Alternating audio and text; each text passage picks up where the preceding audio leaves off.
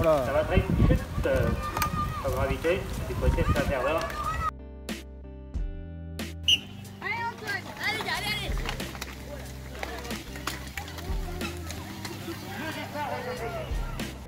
allez. Et salut tout le monde, on se retrouve pour une toute nouvelle vidéo. Aujourd'hui on se retrouve pour le cyclocross de Saint-Herblain. Comme vous pouvez voir, je fais encore le start. J'arrive au bout de la ligne droite en première position. Et comme pour le cyclocross de la veille à Malville, la pluie a fait que le circuit était plein de boue. Quand je dis plein de boue, vous verrez juste après, mais c'était vraiment de la bonne grosse boue. L'avantage c'est que c'était pas de la boue comme à Malville qui était argileuse, c'était de la boue un peu liquide. Du coup ça te bloquait beaucoup moins le vélo, et ça m'a même évité de changer de vélo pendant toute la course. Pour ceux qui se demandent la place que mon frère a fait, il a tout simplement abandonné, il s'est fait mal en tombant 2-3 fois. Du coup voilà, il n'a pas fini la course. Autant vous dire que quand j'allais arriver dans la grande descente où il est tombé 2-3 fois, j'étais pas hyper confiant, mais pour le coup j'étais jamais tombé à l'échauffement, et je trouvais que ça passait plutôt bien.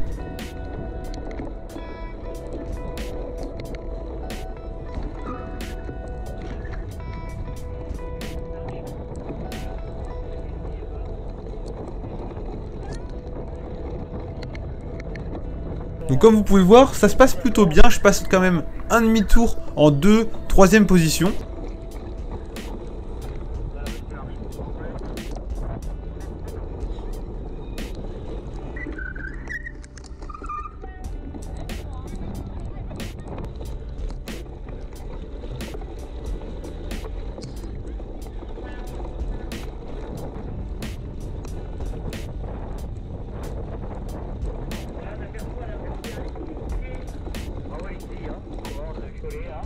En deuxième place, c'est Benoît, donc le coureur du centre du Loin de Sport, Benoît Béant, l'excellent coureur, et je suis champion par la conquête.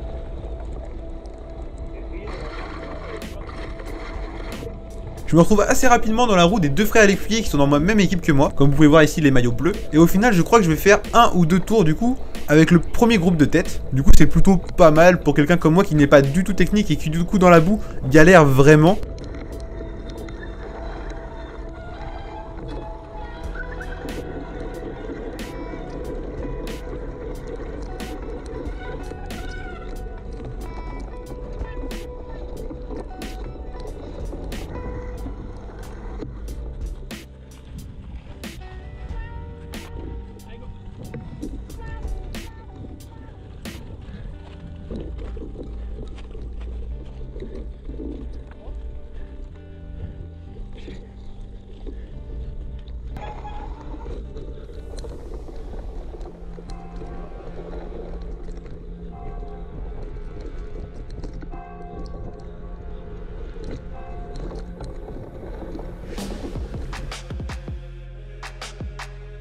La preuve en image ici où je suis obligé de me mettre à bloc sur les parties roulantes pour réussir à boucher les trous. Et c'est ce que je vais faire pendant toute la course.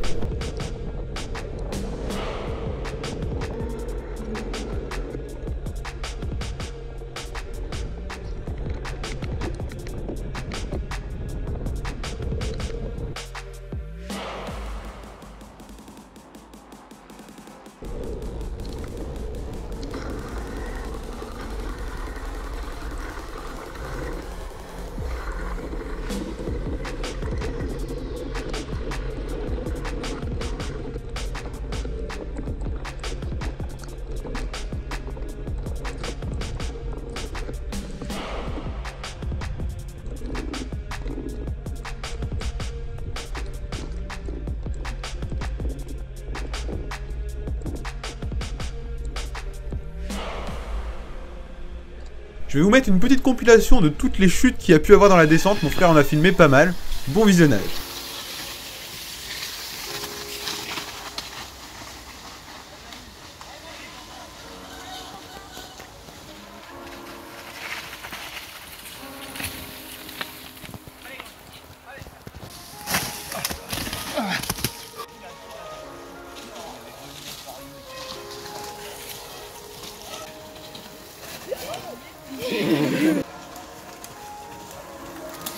Allez Antoine. Allez Antoine. Allez Antoine.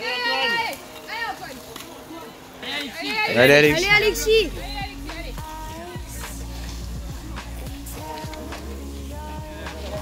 Allez Quentin. Allez Quentin. Allez Quentin.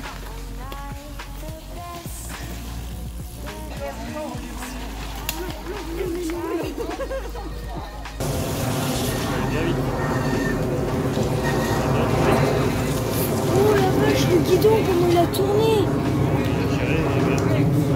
Allez Quentin.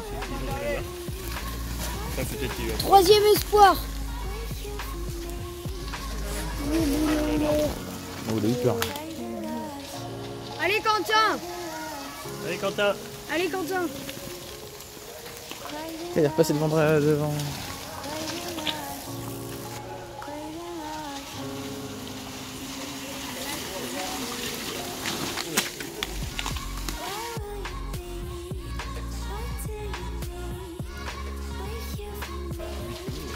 Allez Quentin.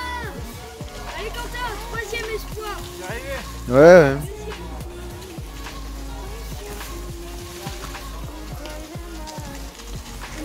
Putain, là.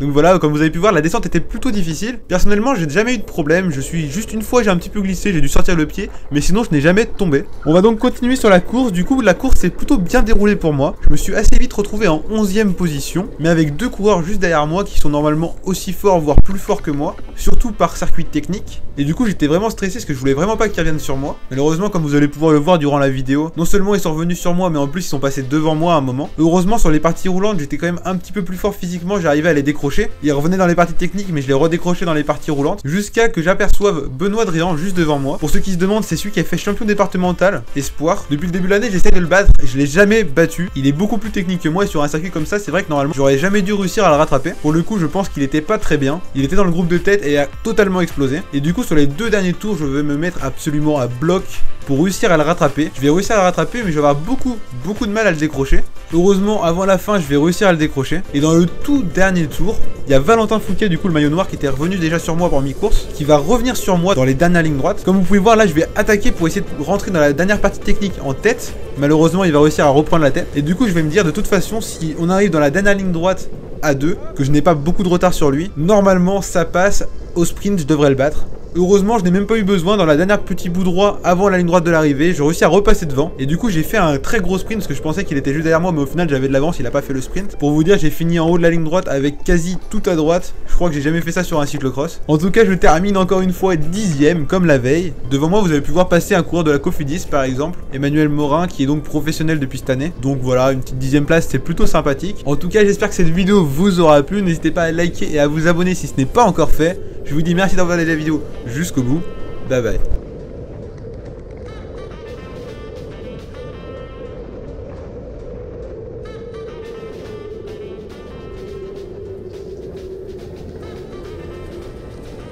Alors, je dis, prenez l'information que Emmanuel Morin est donc le parrain cette année de la T3.